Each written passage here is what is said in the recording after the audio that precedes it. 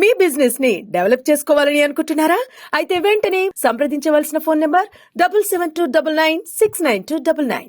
ఈ రాష్ట్రంలో బాల్య వివాహాలను నిర్మూలించాలనేటటువంటి ఒక సదుద్దేశంతో తెలంగాణ రాష్ట్రం ఏర్పడ్డ తర్వాత కళ్యాణ లక్ష్మి అనేటటువంటి పథకాన్ని ఏర్పాటు చేసుకోవడం జరిగింది అధ్యక్ష.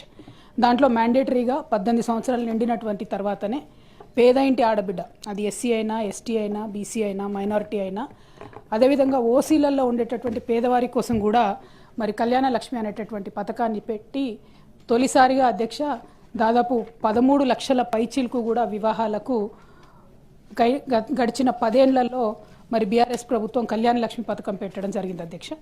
దాని రిపర్కషన్ ఏంటంటే అధ్యక్ష, రాష్ట్ర వ్యాప్తంగా అద్భుతంగా బాల్య వివాహాలు నిర్మూలించడమే కాకుండా దేశవ్యాప్తంగా కూడా మనం అన్ని ఇండికేటర్స్లో పైకి వెళ్ళడం జరిగింది అధ్యక్ష. మహిళా ఆరోగ్యం విషయంలో కావచ్చు, బాల్య వివాహాల నిర్మూలనలో కావచ్చు, మాతా శిశు ఆరోగ్యానికి సంబంధించిన ఇండికేటర్స్లో కావచ్చు అధ్యక్ష. సో ఒక సోషల్ కాన్సెప్ట్తోని బాల్య వివాహాలు నిర్మూలించాలి, అమ్మాయిల ఆరోగ్యం బాగుండాలి, తద్వారా పుట్టినటువంటి బిడ్డల ఆరోగ్యం బాగుండాలి, సమాజం బాగుండాలని చెప్పి ఇది మనం తీసుకోవడం జరిగింది అధ్యక్ష. దాంట్లో మరి మొదలు 50,000తో ప్రారంభించుకున్నటువంటి పథకాన్ని ₹1,00,000 వరకు కూడా ఆనాడు తీసుకొని వెళ్ళడం జరిగింది అధ్యక్ష. సో ఇప్పుడు ఎన్నికల సందర్భంలో ఇప్పుడున్నటువంటి ప్రభుత్వ పెద్దలందరూ కూడా కలిసి ₹1,00,000 సరిపోదు, దాంతోపాటు ఒక తులం బంగారం కూడా కలిపి మీకు ఇస్తాం కళ్యాణ లక్ష్మి పథకం కింద అని చెప్పారు అధ్యక్ష. కళ్యాణ మస్తు అని పేరు పెట్టి ఈ పథకాన్ని ఇస్తానని చెప్పి కూడా చెప్పడం జరిగింది అధ్యక్ష.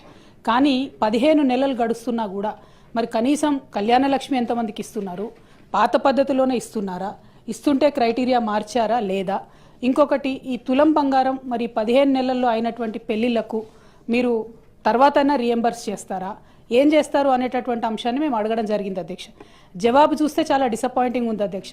కళ్యాణ మస్తు పథకాన్ని కన్సిడర్ చేస్తున్నారా అంటే సింపుల్గా సాఫ్ సీదా కన్సిడర్ చేస్తలేము అని చెప్పి ఆన్సర్ ఇవ్వడం జరిగింది అధ్యక్ష. అంటే మీరు ఎన్నికల ముందు మహిళలకు తులం బంగారం ఇస్తామని చెప్పి మభ్యపెట్టినామని చెప్పి వాళ్ళ కౌన్సిల్లో ఇచ్చినటువంటి సమాధానం వల్ల ప్రభుత్వం మళ్ళొకసారి నిరూపించుకుందని చెప్పి మేము భావిస్తూ ఉన్నాం అధ్యక్ష.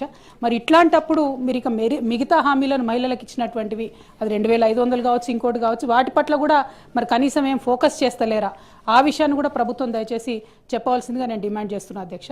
మరి ఇంత సోషల్ కాన్సెప్ట్, ఇంత బ్యాక్గ్రౌండ్తోని మంచి ఇండికేటర్స్తోని చేసినటువంటి కార్యక్రమాన్ని నీరుగార్చడం, మీరు ఇచ్చినటువంటి హామీ మీద ఇంత విస్పష్టంగా మేము అసలు చెప్తలేము, కన్సిడర్ చేస్తలేమని చెప్తే ఇది మహిళలను మీరు మోసం చేసినట్టుగానే మేము భావించవలసి వస్తుందని చెప్పి ఈ సందర్భంగా ప్రభుత్వాన్ని అడుగుతూ కనీసం మరి తర్వాతన్నా ప్రారంభిస్తారా అనేటటువంటి ప్రశ్నను నేను మంత్రి గారిని అడుగుతా ఉన్నాను.